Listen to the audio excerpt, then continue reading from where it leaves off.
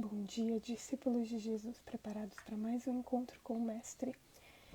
Eu estou admitindo as pessoas no Google Meet e em alguns minutos vamos iniciar.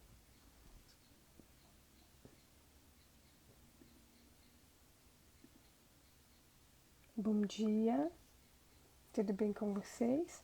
Quem que pode orar para nós? Hoje eu estou com o desafio de ir admitindo as pessoas e falando, enfim. Quem pode orar para nós? Que daí, enquanto isso, eu vou admitindo as pessoas que vão chegando.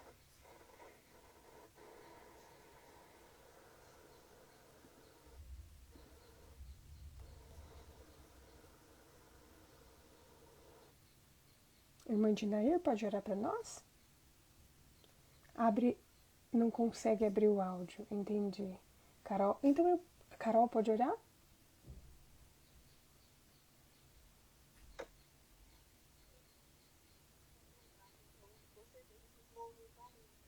Não estou conseguindo te escutar. Eu vou orar então, para nós já iniciarmos, tá bom? Querido Deus, muito obrigada, Senhor, pela vida.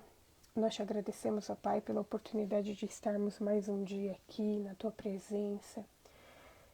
E o nosso desejo, Senhor, hoje é que o Senhor acalme o nosso coração. O Senhor sabe o que vai em nosso coração, todos os pedidos, os anseios que nós temos. Nós queremos interceder, Senhor, pelas pessoas que nós amamos, que estão passando por alguma dificuldade. E, em especial, eu quero colocar a vida do André nas Tuas mãos, Senhor. Que o Senhor faça um milagre na vida dele, que o Senhor o restaure, mas que o Senhor esteja à frente de tudo, Senhor. Nós pedimos a Tua presença agora conosco, que vamos estudar a Tua mensagem, a Tua palavra, que o Seu Santo Espírito impressione o nosso coração para compreendermos as Tuas verdades, mas para cima de tudo, Senhor, colocarmos em prática na nossa vida. Nós sabemos que estamos vivendo um tempo difícil, Senhor, e nós sabemos que a partir de agora as coisas só vão piorar, mas nós queremos perseverar em Ti, nós queremos ficar firmes ao Teu lado, e é por isso que estamos aqui, Senhor. Que o Senhor nos alimente, que o Senhor nos fortaleça e que o Senhor nos ajude a compreender todas as lições que o Senhor tem para a nossa vida no dia de hoje. E tudo isso nós o fazemos em nome de Jesus. Amém. Deixa eu acrescentar as pessoas aqui. Sejam bem-vindos. Ontem nós estudamos sobre a profecia que Jesus proferiu sobre a destruição do templo. E nós vimos que aquela profecia, ela dizia respeito àquela época, mas também diz respeito à época em que nós vivemos. E hoje nós vamos continuar estudando o que a Bíblia nos fala que aconteceu após esse ensino de Jesus, após os discípulos ter chamado a atenção dele para a grandiosidade daquele templo. E eu quero convidar vocês a abrirem a Bíblia em Mateus capítulo 24, a partir do versículo 3. É o que nós vamos ler hoje. Mateus capítulo 24, a partir do versículo 3. E esse relato ele também pode ser encontrado em Marcos capítulo 13, versículos 3 a 13, e Lucas capítulo 21, a partir do versículo 7. Vamos ler o relato de Mateus. Mateus capítulo 24, versículo 3. Eu vou ler todo o contexto desde o 1 para a gente relembrar. Jesus saiu do templo e, enquanto caminhava, seus discípulos se aproximaram para lhe mostrar as construções do templo. Ele, porém, lhes disse: vocês estão vendo todas essas coisas aqui? Em verdade, lhes digo que não ficará aqui pedra sobre pedra que não seja derrubada. Jesus estava sentado no Monte das Oliveiras quando os discípulos se aproximaram dele e, em particular, lhe pediram: diga-nos quando essas coisas vão acontecer e que sinal haverá da sua vinda e do fim dos tempos.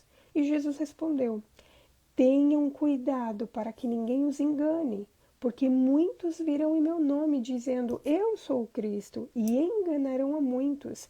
E vocês ouvirão falar de guerras e rumores de guerras. Fiquem atentos e não se assustem, porque é necessário que isso aconteça.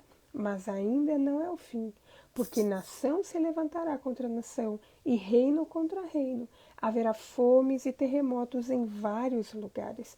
porém todas essas coisas são o princípio das dores.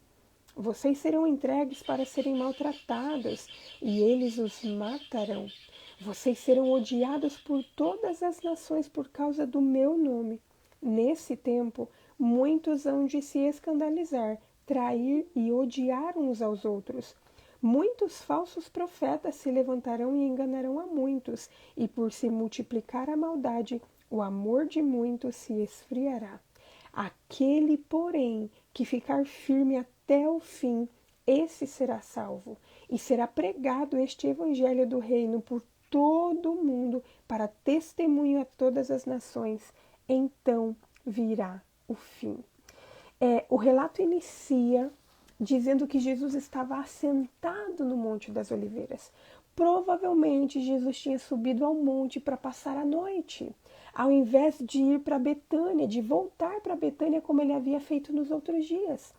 Aquela era a última semana de vida de Jesus, e Jesus ele queria aproveitar todas as oportunidades para ensinar os seus discípulos. E o relato fala que os discípulos, depois que Jesus falou que não ficaria pedra sobre pedra, que os discípulos vêm a Jesus em particular e eles perguntam quando essas coisas iriam acontecer. Eu não sei se vocês conseguem perceber, mas aqui, quando os discípulos perguntam para Jesus quando essas coisas iriam acontecer, nós vemos um avanço significativo na atitude dos discípulos, porque em vários momentos, quando Jesus lhes falava coisas sobre sofrimento, morte e ressurreição, a Bíblia relata que eles não compreendiam, mas eles ficavam com medo de questionar. Em vários outros momentos, Jesus ensinava as coisas para eles. Eles não compreendiam, mas ao invés deles perguntarem para Jesus e tentar compreender o que era, do que se tratava, ou tentar entender a fundo, eles simplesmente preferiam guardar aquelas dúvidas para si e ficar com aquelas dúvidas. E perdiam a oportunidade de compreender a fundo.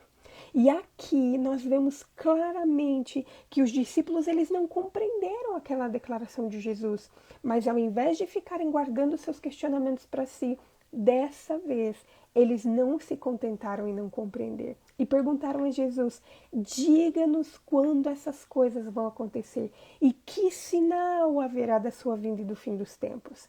Jesus estava prestes a ser crucificado, mas os seus discípulos ainda criam que ele se proclamaria rei a qualquer momento. E eles achavam que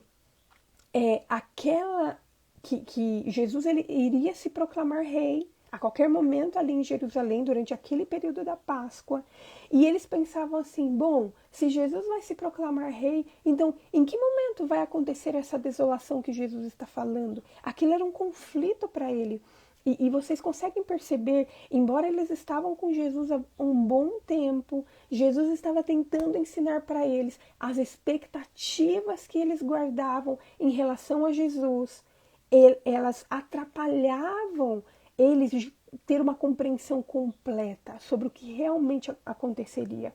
Então, os discípulos aparentemente, eles entenderam que Jesus ele devia partir por um tempo, para depois retornar em poder e glória para estabelecer o seu reino. Só que eles achavam que Jesus ele ficaria um tempo afastado, só que depois ele viria para estabelecer o seu reino. E Jesus ali estava tentando dar instruções mais explícitas para os discípulos, só que eles não compreendiam. E havia uma crença popular que quando o Messias viesse, ele desapareceria por um tempo e que quando ele reaparecesse, ninguém saberia de onde ele viria. Essa declaração, essa discussão, ela pode ter nascido ali da explicação que Jesus deu, por exemplo, das parábolas que Jesus ensinou, na parábola dos talentos, na parábola dos lavradores maus, onde fala que o dono da vinha, ele viaja, ele vai para um lugar e depois ele regressa. Então, na mente dos discípulos, estas coisas, que era a destruição do templo e a segunda vinda de Jesus, elas estavam estreitamente unidas. E eles achavam que esses eventos iam ocorrer simultaneamente, em uma rápida ascensão, em uma rápida sucessão. Então, por isso que eles perguntam, olha, quando vai acontecer essas coisas e quais sinais haverá? Quais sinais vai ter? Então, porque eles achavam que Jesus ele se proclamaria rei, que depois haveria essa destruição que Jesus estava falando, só que isso ia estar totalmente relacionado ali, uma coisa após a outra. E eles estavam tentando entender, será que Jesus vai se proclamar rei antes? Ou será que essa desolação vai acontecer antes? Enfim, eles não conseguiam, por isso que eles estavam tentando compreender. E nós vemos que quando Jesus, no dia da ascensão de Jesus, que nós vamos estudar mais para frente, que quando Jesus ele está indo para o céu, os discípulos perguntam para ele, Senhor, quando será? Será este o tempo em que o Senhor vai restaurar o reino de Israel? E Jesus ele fala assim, olha, não vos compete conhecer tempos ou épocas que o Pai reservou para exclusivamente por sua autoridade, que está relatado em Atos, capítulo 1, versículos 6 e 7. Então, aqueles discípulos, eles ainda não haviam entendido que a nação judaica rejeitaria Jesus e que, por sua vez, essa nação seria rejeitada como a nação escolhida de Deus. O conhecimento dos eventos futuros na época, eles teriam sido insuportáveis para os discípulos compreender e por isso que Jesus ele não declara os pormenores de como aconteceria. E tem outra coisa também. Jesus estava tentando ensinar o básico para eles. Jesus havia declarado todas as coisas que iam acontecer, mas eles tinham demonstrado incapacidade de compreender as instruções de Cristo. E Cristo, mesmo repetindo vez após vez sobre o seu sofrimento, sobre a sua morte, eles eram incapazes de compreender. Não porque Jesus não estava ensinando, mas porque eles mantinham em sua mente, em seu coração, as expectativas que eles haviam criado. E a primeira coisa Jesus, quando ele vai dar a sua resposta para os discípulos sobre o que aconteceria, quando aconteceria, quais sinais que aconteceriam, Jesus, na sua resposta, ele mistura os eventos que aconteceria ali, que retratava o fim da nação judaica como o povo escolhido de Deus, mas ele também se referia ao fim do mundo. E uma parte considerável do que Jesus delineou para o futuro se aplicava também naquilo que logo aconteceria com a nação judaica, a cidade de Jerusalém ao templo. Então Jesus, ele estava falando ali sobre as coisas que iriam acontecer ali naquela época, mas todas as declarações que nós vamos estudar agora, elas dizem respeito ao futuro também. Dizem respeito às coisas que irão acontecer antes de Jesus voltar. E a primeira questão que Jesus chama a atenção dos discípulos, quando Jesus vai responder ao questionamento dos discípulos, Jesus fala assim, olha, cuidado para que ninguém vos engane. Tenha cuidado para que ninguém engane vocês, porque vão vir falsos profetas, vão vir pessoas em meu nome, mas tenham cuidado para não serem enganados. E essa declaração de Jesus sobre o engano, só aqui no capítulo 24 de Mateus, é repetido em 5 momentos. No versículo 4 a 6, no versículo 11, nos versículos 23 a 26, no versículo 36 e nos versículos 42 a 46. Por conta desse engano que aconteceria naquela época e também dos enganos que antecederão a vinda de Jesus. Nesse versículo aqui, no versículo 4, nesse versículo de 4 a 6, quando Jesus fala sobre os enganos, Jesus estava falando especificamente sobre a queda de Jerusalém. Na época de Jesus já existiam muitos falsos messias, muitas falsas doutrinas. Então Jesus ele fala para tomar cuidado com esses enganos, tomar cuidado com esses falsos profetas, porque eles viriam tentar enganar as pessoas. E Jesus ele começa a falar sobre sinais que antecederiam a queda de Jerusalém, mas que também nós vemos que antecedem a vinda de Jesus. E o primeiro sinal que Jesus fala é que haveria guerras e rumores de guerras. Embora Jesus ele não tenha dito aos discípulos especificamente em que ano a destruição de Jerusalém ocorreria, ele estava chamando a atenção dos seus discípulos para o fato de que antes de Jerusalém ser destruído, antes do templo ser destruído, antes dessas coisas acontecerem, que haveriam guerras, mas que isso não estava relacionado ao retorno de Jesus. Aí Jesus já estava ensinando para eles que a destruição do templo, que aquelas coisas que aconteceriam não antecederiam imediatamente o retorno de Jesus, mas que aconteceriam, que seria o princípio das dores. Assim como as guerras e rumores de guerras nos tempos apostólicos, eles prenunciavam o fim da nação judaica, do mesmo modo, a turbulência internacional e os conflitos dos nossos dias são presságios do fim deste mundo. Então Jesus ele estava declarando as coisas que iriam acontecer ali naquela época, embora não fosse ocorrer instantaneamente, porque isso foi falado em 31 depois de Cristo e a queda de Jerusalém aconteceu em 70 depois de Cristo, mas Jesus já estava deixando avisado tudo o que iria acontecer. Jesus falou também que haveria nação contra nação, e essa declaração ela foi literalmente cumprida na queda de Jerusalém. Jesus também falou de fome. Vocês viram aí, né? Fome, haverá fome. Não sei se vocês sabem, mas na história do povo judeu existiu um rei que se chamava Cláudio, e o seu reinado se estendeu do ano 41 depois de Cristo até o ano 54 depois de Cristo. E durante esse período houve ao todo 4 períodos de fome. E uma dessas fomes é mencionada em Atos capítulo 11, versículo 28. E Jesus, além da fome, Jesus fala de terremotos. Já naquela época existiram terremotos e houve uma série de grandes terremotos entre o ano de 31 depois de Cristo e o ano 70 depois de Cristo.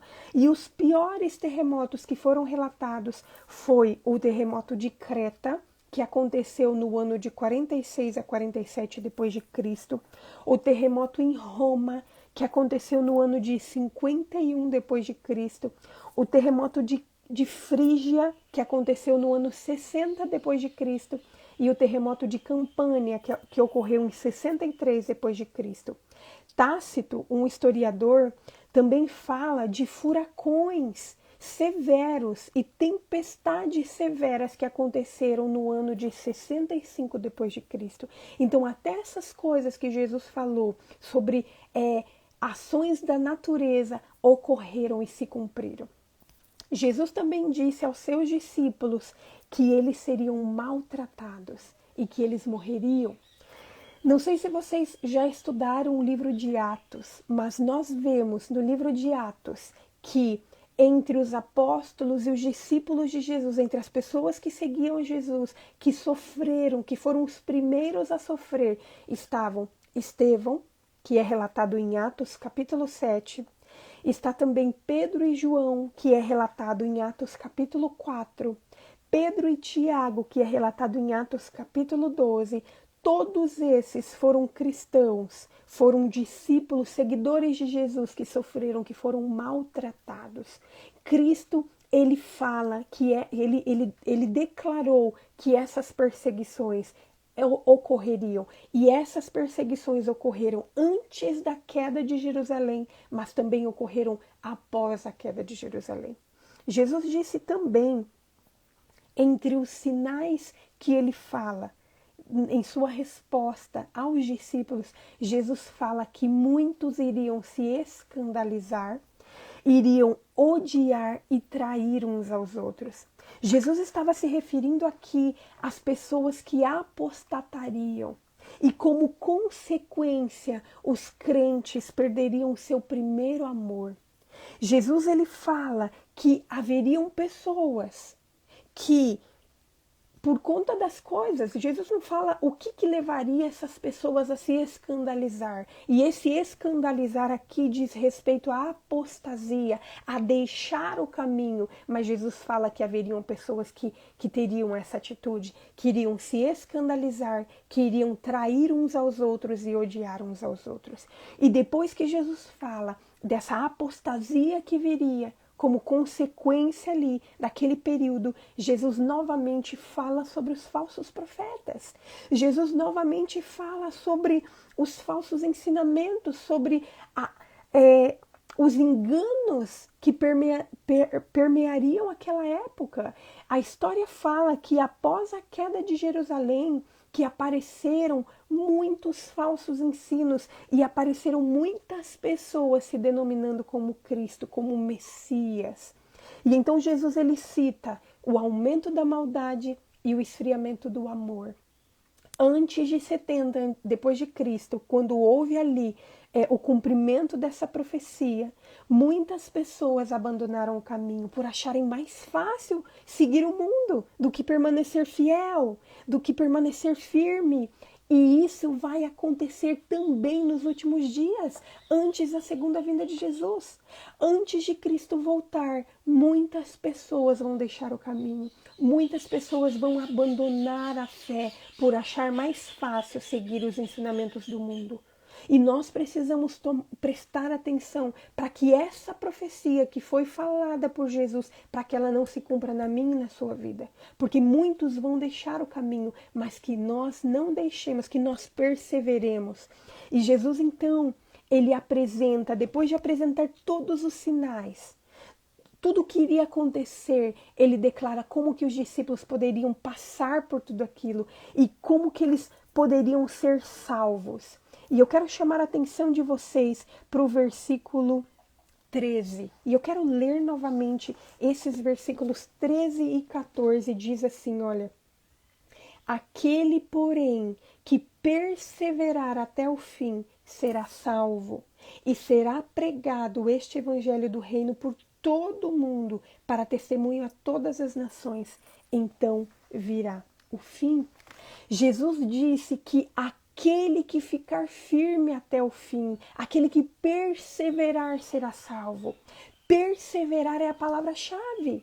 Jesus estava chamando a atenção dos seus discípulos para o fato de que eles passariam por muitos desafios, que eles passariam por muitas tentações, por muitos desafios, que eles presenciariam muitas pessoas apostatando do caminho, mas ele estava dizendo que se eles quisessem ser salvos, que eles precisavam perseverar, que eles precisavam suportar todas essas coisas que iriam acontecer.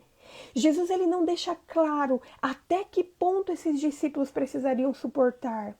Ele não deixa claro se eles precisariam, se eles seriam testados até o seu limite de resistência, mas ele fala que o que importa é permanecer firme até o fim. Permanecer firme até o fim. Queridos, nós passaremos por muitos desafios, nós passaremos por muitas tribulações, mas perseverar em Jesus é o caminho, perseverar é a receita. Jesus, ele, por último, depois que ele fala de perseverar, ele fala que o evangelho do reino seria pregado a todas as nações. Os apóstolos cumpriram a sua missão de pregar o evangelho ali na sua época, a ponto de Paulo declarar em Colossenses capítulo 1, versículo 23, que o evangelho do reino já tinha sido pregado a todo mundo. Mas na realidade essa declaração de Paulo era limitada, porque o pleno conhecimento, o pleno cumprimento dessa profecia ainda está por ser realizada. E eu e você podemos fazer parte dela. Em nossa era, essa profecia vai se cumprir por meio do avanço das missões internacionais, das missões estrangeiras, onde pessoas saem do seu lugar para ir pregar o evangelho em outros lugares onde não tem. E também vai ser cumprida com a disseminação da palavra de Deus, por meio das Bíblias que estão sendo traduzidas para outros idiomas. Eu não sei se vocês sabem, mas os primeiros 18 séculos da era cristã, a Bíblia foi traduzida apenas para 71 idiomas. Já no século XIX, esse número subiu para 567 idiomas. Em meados do século XX, a Bíblia estava disponível para mais de 1.000 línguas e em 2011 foram registradas publicações do texto bíblico em 2.539 línguas. Muitas pessoas têm acesso à palavra de Deus, mas ainda faltam lugares onde não tem a palavra de Deus e aonde essa palavra precisa chegar para que essas pessoas, para que o evangelho do reino seja levado a outras pessoas. E você sabe o mais interessante disso? O mais interessante dessa profecia de que o evangelho do reino vai ser pregado a toda a nação, para aí vir o fim, é que eu e você podemos fazer parte do cumprimento dessa profecia. Eu e você podemos ajudar a levar o evangelho a todas as pessoas de todas as nações. Pode ser que eu e você não tenhamos a oportunidade de ir para outro país. Pode ser que eu e você não tenhamos a oportunidade de aprender uma nova língua, de traduzir a Bíblia, mas eu e você podemos falar do evangelho do reino para o nosso vizinho, para as pessoas do nosso prédio, as pessoas da nossa rua, para as pessoas do nosso bairro. Nós temos que colocar na nossa mente que nós não moramos aonde moramos por acaso. Deus tem um propósito com a nossa presença ali, e o propósito é para que o evangelho do reino seja pregado, para que Jesus possa voltar logo. Queridos, hoje nós estudamos sobre os ensinamentos de Jesus, sobre os acontecimentos que antecederiam a destruição de Jerusalém. Mas nós vimos que essas declarações de Jesus, que esses ensinamentos de Jesus, eles, apesar de se cumprirem naquela época, eles irão se cumprir antes da segunda vinda de Jesus. Que nós aprendamos a perseverar, mesmo diante de tantas dificuldades, porque nós vamos enfrentar dificuldades, nós vamos enfrentar desafios, que nós tomemos cuidado com os enganos em nossos dias, que esses enganos eles não venham nos afastar do caminho do Senhor e que nós estejamos dispostos a levar o evangelho para todas as pessoas que nós tivermos contato para que Jesus volte logo, para que Jesus venha nos buscar desse mundo mal, desse mundo de maldade, desse mundo de sofrimento, onde pessoas têm padecido, onde crianças têm sido privadas de ter a presença dos pais, onde a maldade tem aumentado. Que nós possamos cumprir a nossa parte. Nós temos que ter em mente que nós vamos passar por tribulações, que nós vamos passar por dificuldades, mas aquele que prometeu que vai vir nos buscar, ele é fiel e justo para cumprir tudo aquilo que prometeu. Você crê nas promessas de Jesus? Então permaneça ao lado dele, persevere em meio à tribulação e continue aprendendo dele e compartilhando a todas as pessoas que tiver contato com você. Vamos orar? Querido Deus, nós te louvamos, Senhor, porque mais uma vez fomos alimentados pela Tua Palavra. Senhor, nós estamos passando por momentos difíceis, ó Pai, mas nós vimos que o Senhor já nos avisou sobre isso. Em João, o Senhor disse que no mundo teríamos aflições, mas para nós termos bom ânimo, porque o Senhor já venceu o mundo. E nós queremos, Senhor, depor diante de Ti todos os desafios que nós temos passado em nossa vida. Nos ajude, Senhor, para que todas essas tribulações, todas essas coisas que não venham nos afastar do Teu amor, nos ajude, nos ensine a perseverar, Senhor, a perseverar nas Tuas promessas, a perseverar nos Teus ensinos, a perseverar nas Tuas misericórdias, ó Pai, por favor. Nos ajude, Senhor, a continuar estudando as Tuas palavras para não sermos enganados, Senhor.